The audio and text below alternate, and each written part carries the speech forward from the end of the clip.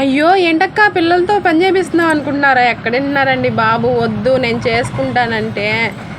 నీకు హెల్ప్ చేస్తావా నీకు హెల్ప్ చేస్తామని ఒకళ్ళ తర్వాత ఒకళ్ళు వాలంటీర్గా ముందుకు వచ్చేసారండి. చూసారా ఎంత చక్కగా తుడుస్తున్నారో? వాళ్ళ అక్క నేర్పిస్తుంది, ఇలా తుడు అలా తుడు అని. బెండకాయలు చక్కగా బెండకాయలు అయితే కడిగేసి నీట్గా తుడిచి అక్కడ పెట్టేసి కటింగ్ కూడా చేసేసారండి వాళ్ళే. ఈరోజు వంట వాళ్ళే చేశారు మా ఇంట్లో.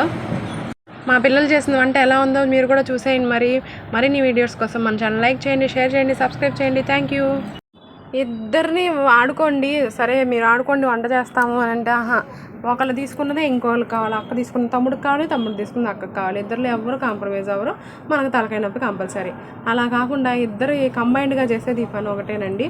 కాబట్టి ఈ పని కావాలని సరే మీరు ఏం చేస్తారో చేయండి అంటే ఇద్దరు పద్ధతిగా ఏమి కొట్టుకోకుండా చేశారు ఈ పని అయితే. మామూలుగా అయితే బొమ్మల దగ్గర నిమిషం పడదు, ఇద్దరికి కంబైన్డ్గా ఇద్దరు కలిసి చేశారు. అందుకనే చక్క వీడియో కూడా రికార్డ్ చేశాను మీతో షేర్ చేసుకుందామని.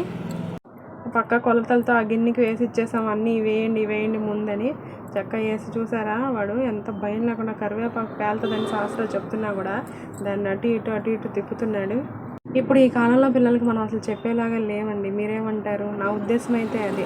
పుడతానే అన్నీ నేర్చేసుకొని పుడుతున్నారు, ఫోన్ ఆపరేటర్తో సహా. నాకు తెలియని స్క్రీన్ షాట్లు కూడా మా ఫోన్లో మా పిల్లలకి తెలుసు.